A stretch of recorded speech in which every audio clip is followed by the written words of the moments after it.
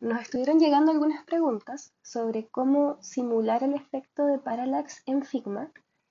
En lugar de responder estas preguntas por separado, pensamos que era buena idea hacer un video mostrándoles el mismo ejemplo que vimos en clases la semana pasada, pero quizá con un poquito más de detalle en caso de que a más personas del taller les sirva.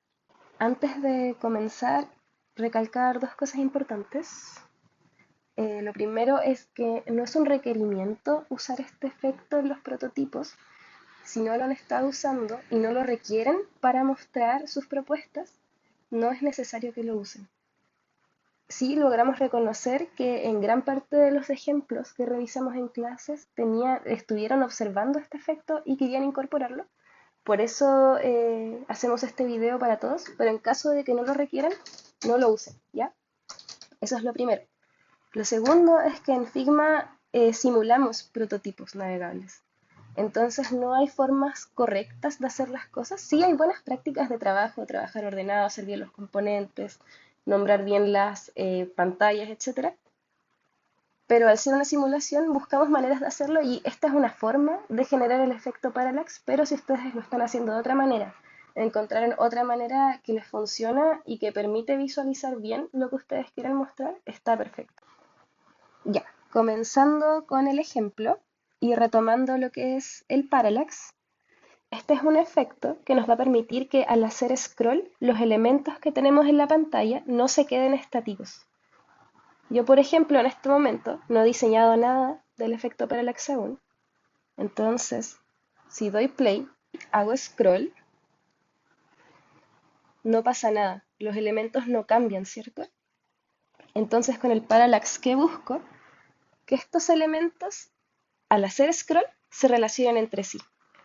De dos maneras. Tanto en su velocidad, es decir, cómo se mueven, y en cuanto a su relación de posición y cercanía. Es decir, cuando yo haga scroll, estos elementos no se van a mantener estáticos en la misma posición, sino que van a cambiar relativamente. Si se fijan, nosotros diseñamos acá una pantalla con una altura, un height, considerablemente mayor al que es visible en el primer scroll, ¿cierto? Esto es lo que nos aparece. Y si hago scroll, va a aparecer recién esto que está acá abajo. Es importante que antes de diseñar determinemos cuál es la altura de nuestra pantalla, considerando que el diseño en Figma no es responsivo. En el caso de mi pantalla son unos 720 píxeles, si no me equivoco. Puedo configurarlo acá. Ahí ustedes pueden ir revisando e ir comparando si se ve acá o no. Pero es bueno tener esta medida, ya que vamos a ir escondiendo elementos.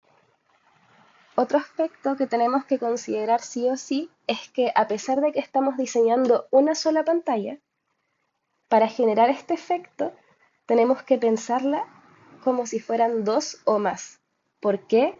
Porque pensamos en estados, pensamos en un estado inicial, es decir, el estado base de la pantalla, antes de que yo accione algo, ¿cierto? Antes del input, antes de que haga el scroll.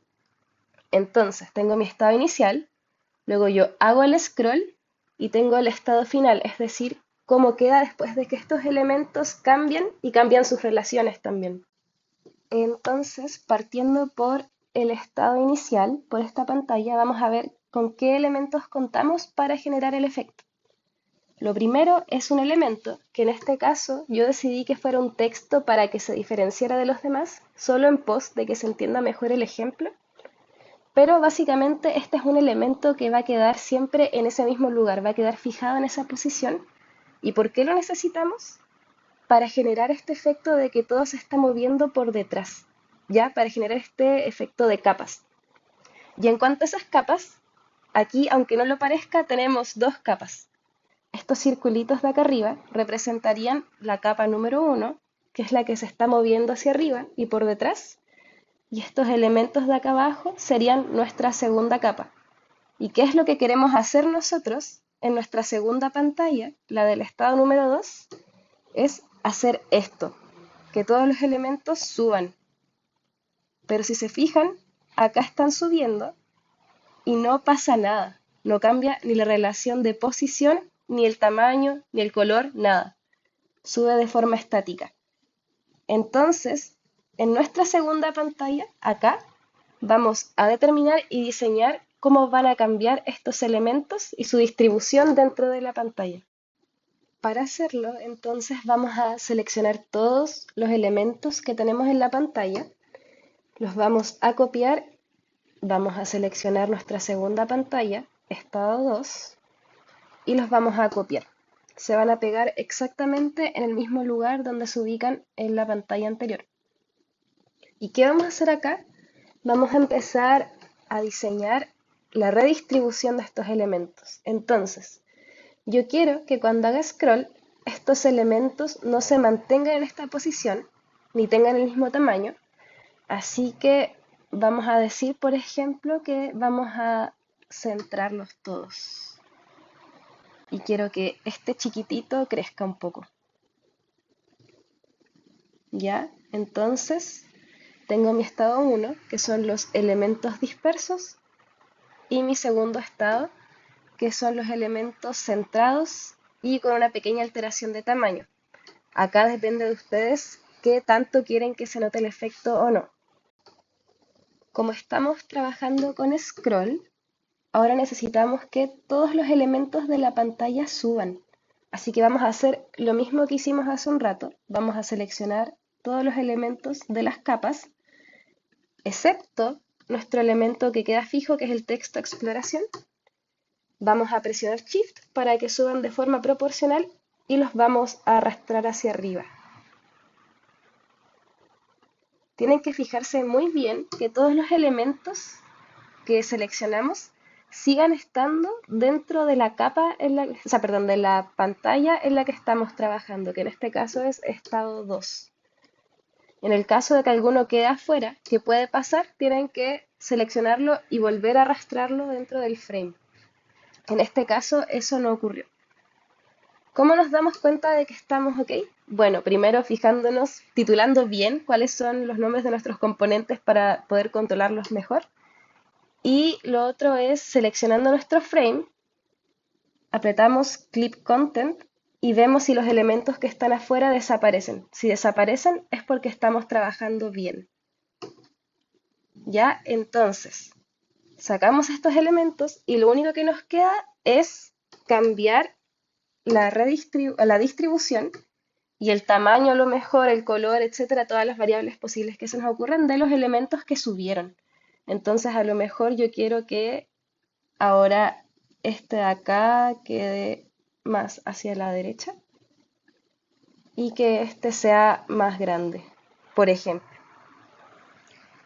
Si ustedes se fijan, en estos momentos me sirve tener esta guía que delimita la altura máxima de la pantalla porque así puedo diseñar sabiendo qué se va a visualizar y qué no.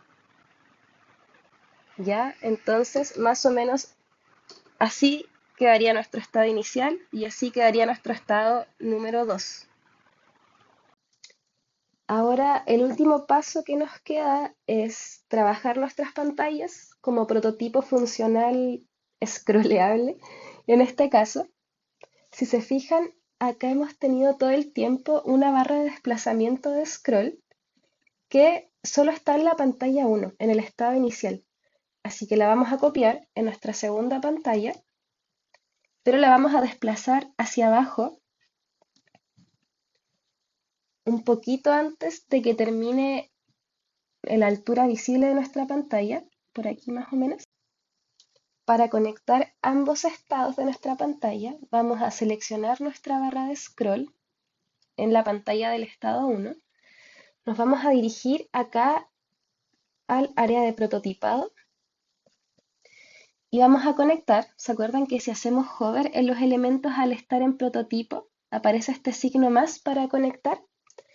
Vamos a apretar el signo más y vamos a arrastrar la flecha hacia la pantalla del siguiente estado.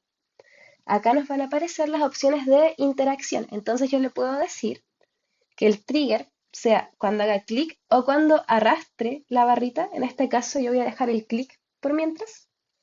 Navegue hacia esta pantalla. Y la animación va a ser el Smart Animate, que va a permitir interpolar, es decir, generar los estados intermedios entre esta pantalla y esta. Aquí le vamos a dejar, por mientras, para que se note bien el efecto, que sean 1500 milisegundos lo que se tarde en realizar toda la animación. Puede ser más o puede ser menos. En este caso, este es un buen tiempo para notar qué es lo que está pasando. ¿Ya? Y ahora vamos a hacer lo mismo, pero al revés. Es decir, cuando yo haga scroll a la inversa, es decir, hacia arriba, quiero volver, voy a volver a la pantalla anterior desde este scroll de acá, desde esta barra, perdón. Así que al hacer clic voy a navegar hacia la pantalla anterior y acá también, Smart Animate 1500 milisegundos. Si yo ahora le doy play a mi prototipo desde la primera pantalla del estado 1, nos vamos a dar cuenta de que funciona. Básicamente tenemos nuestra pantalla inicial. Si hago scroll va a bajar y van a subir las diferentes capas que ya trabajamos. Ahora esta es una versión muy sencilla de lo que es el parallax. Ustedes pueden ir jugando con los tamaños, diseñar cada uno de estos componentes para que tenga su propio comportamiento, además de la relación con los demás componentes, y exagerarlo, es decir, estresar esta técnica. En el fondo, esta es la base que les va a servir para que ustedes puedan adaptarla a los requerimientos de cada proyecto.